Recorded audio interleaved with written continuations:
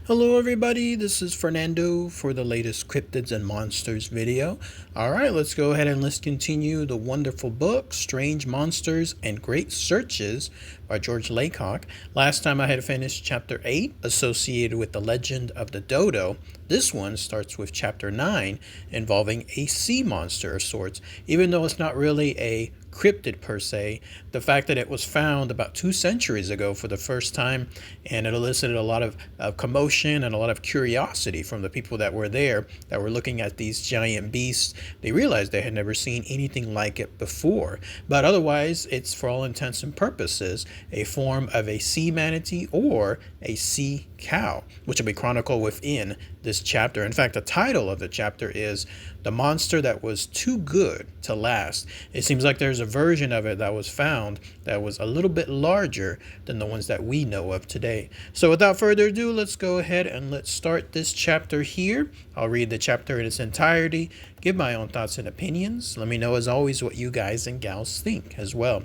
So here's what chapter 9 states. Of all the monsters men have found, few could be more unusual than the one discovered 2 centuries ago in the frigid waters off the coast of Alaska. No person alive today ever saw one of these creatures. They were seen, however, by one of the most famous naturalists of those times, and except for his records, the world might not have the slightest idea that the creature lived and what a beast it was. This strange, ponderous mass of flesh and bones lived half submerged in the shallow waters by the edge of the ocean. Its world was one of rocky, barren islands, wrapped in fog and swept by bitter winds. These islands are the Aleutians. They lie like a string of unpolished gems, stretched out across the northern waters for 1,100 miles. Each of the Aleutian Islands is a peak of a submerged mountain whose base rests on the ocean floor. Together, they form a barrier between the Pacific Ocean and the Bering Sea. Today, these islands are mostly uninhabited and nearly all lie within the Aleutian Island National Wildlife Refuge. They are the homes of countless thousands of seabirds that fly and glide around the cliffs and mountainsides. Here also live seals and sea otters swimming in the shallow waters. Until 1741, the islands were inhabited only by a group of Stone Age people related to the Eskimos and known as the Aleuts. These people had lived there for thousands of years, taking their food from the sea. They considered the islands their ancestral homes, and they knew their strange world better than any other people alive. But it is the nature of the people to insist that a land is only discovered when people of their own kind find it. In 1741, foreigners, quote-unquote, discovered the Aleutian Islands and proclaimed that henceforth they owned them. In that year, the government of Russia had organized and outfitted a daring expedition. At the head of the group was Captain Commander Vitus Bering. His 2 ships had crossed the turbulent straits propelled by the sea winds. Now, Bering's voyage was filled with hazards and heartache. The seas around these islands are often whipped up by strong, threatening winds. Reefs of jagged rocks hide close to the surface. Bering's ships crashed upon those rocks, and the men were stranded on an island now known as Bering Island. Through the following months, many members of the expedition died there, far from their homes. Those healthy enough to work began rebuilding one of the ships so they might eventually escape again to the comforts of Russia. Among those survivors was the naturalist George Wilhelm Steller. He would leave the only description of the monster these explorers found around the shores of the Bering Island. Steller recorded his observations in his notes, written in Latin, and then passed down to present-day scholars. For hour on hour, he sat huddled in the drizzling rain, faithfully writing down descriptions of what he saw, and there must have been times when he scarcely believed it all himself. In the Aleutians, there were animals new to science. Among Steller's remarkable discoveries were the sea otter, Steller's sea eagle, Steller's jay, and Steller's eider, which is a sea duck. But the creature that brought the young naturalist the greatest fame was the sea cow he and the rest of the Bering's crew had found wallowing in the shallow beds of the kelp along the coasts of these lonely islands. Steller wrote that these 30-foot mammals lived like cattle in the sea. They stayed in herds and seemed constantly to be eating. To obtain food, they wallowed along the shallows, scraping seaweed from the rocks and then munching on it as they moved their large heads from side to side. Once in a while, they would lift their heads out of the water for fresh air. Then they would snuff and snort and go right back to eating. Now, one day, the ship's crew began looking hungrily at these giant beasts. The ship's food was gone. The sailors were weak from hunger. Often they were too weak and ill to continue working on the ship that was to carry them away from this forsaken land. If they could only capture one of these monsters swimming there so close by, they could soon learn if the creature was good enough to eat. But how do you sneak up on a monster and catch it? This could be dangerous. The animals, according to Stellar's estimates, weighed as much as 4 tons each. Whenever high tide came from the sea, and the sea cows, as the sailors called them, they would move in close to shore where they would go right on munching seaweed. Finally, the sailors could resist temptation no longer. Instead of a fish hook, they needed a monster hook, and they prepared an iron weapon that looked like a ship's anchor. Then they attached it to a rope, and when this monster tackle was ready, a small crew moved off in a boat. 30 men on shore held tightly to one end of this rope. As the boat neared one of the huge animals, the heavy iron hook was lifted by one of the sailors and brought down with a long slashing blow. It hooked right into the flesh of the giant animal. At that moment, the sea began to erupt. The creature thrashed about in surprise and pain, and the foaming waves threatened to swamp the little boat. As the men on shore tugged and pulled, their companions in the boat attacked the monstrous sea mammal with every weapon that they had. Now other sea cows moved in to aid their stricken companion. Some of them tried to upset the bobbing dory by heaving the boat up on their backs. Others attacked the ropes that held the sea cow. They even tried to remove the hook from her back by striking it with their broad tails. But the ship's crew eventually towed the weary, stricken animal to shore and then began hacking large chunks of meat from its body. Beneath a 4-inch layer of a thick white fat, there appeared red meat that reminded some of the sailors of beef steaks. Sadly, whenever they would leave the scene, the old cow's mate would come back to the shallows and linger close beside her dead body. Now, to Stellar, the capture of one of these strange beasts meant more than food. The naturalist saw the event as a new scientific opportunity. For the first time, he could examine the body of a sea cow closely. He could study its structure. He could try to figure out where it belonged in the organization of the animal kingdom. He knew from the beginning that he had discovered one of the most unusual animals on Earth. He skinned and picked and poked at the mass of flesh. The front part was more like an animal that might live on land. In spite of its large head, the sea cow had tiny dark eyes, perhaps no larger than those of a sheep.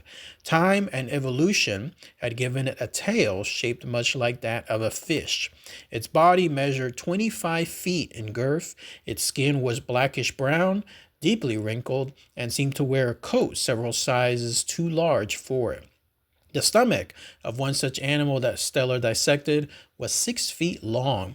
The heart weighed 36 pounds, and the liver had to be cut up in order to be moved. On other days, Stellar studied the actions of these monsters. For 10 months, he studied them.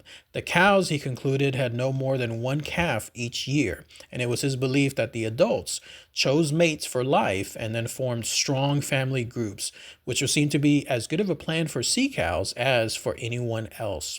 Other ships followed the bearing to these newly discovered islands. They were sent out to kill the sea otters and bring back shiploads of their fabulously rich fur.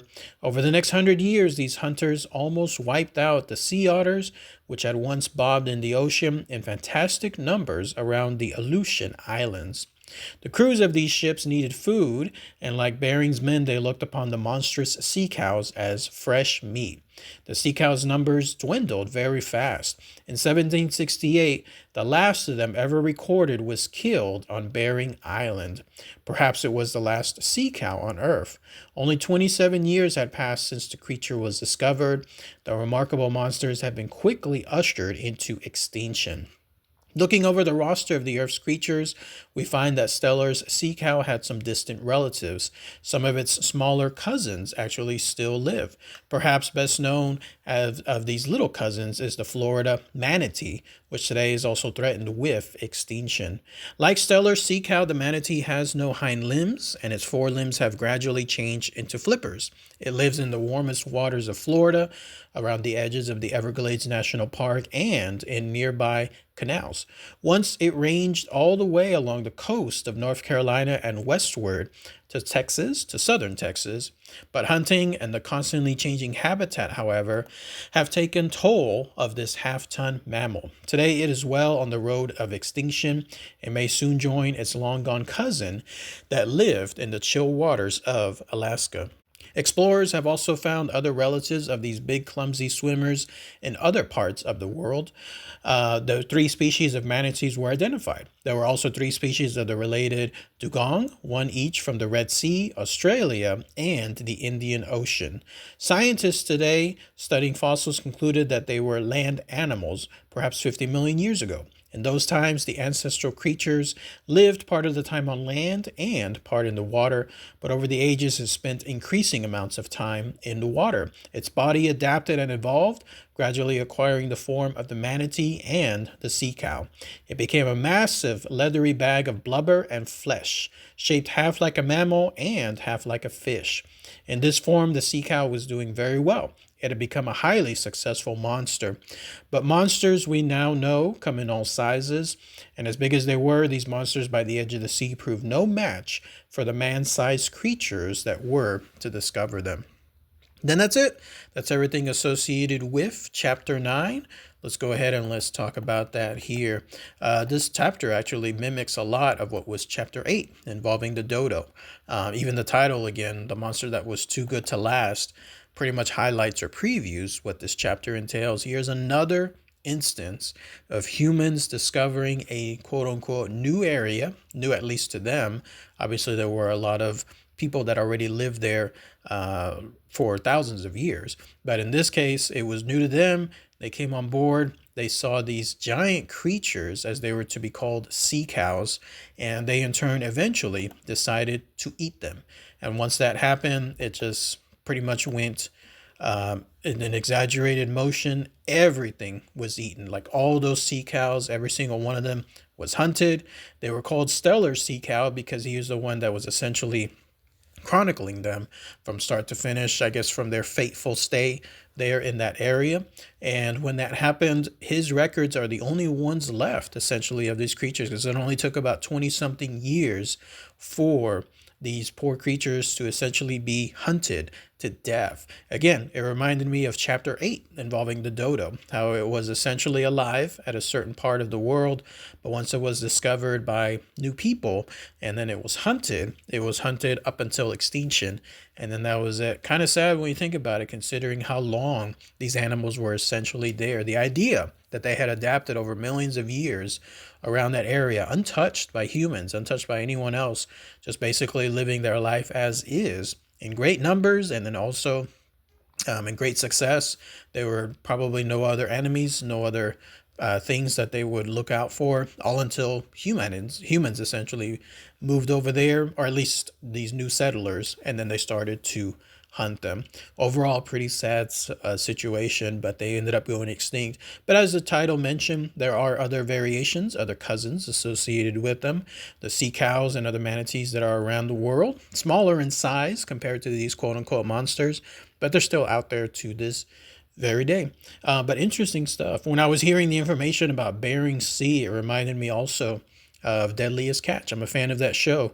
A lot of times that name is used, the Bering Sea. Now I know where it comes from one of those settlers, from one of those discoverers. That was his last name. And then who knows if those catchers today, the ones involving those crabs and fishes, if they knew that at a certain point there used to be these giant monstrous, quote unquote monstrous sea cows that were there in that area until they were basically hunted to death. But otherwise, that's pretty much it. All right, everyone. Let me know what you guys and gals think about this chapter. All right, everyone. Take care.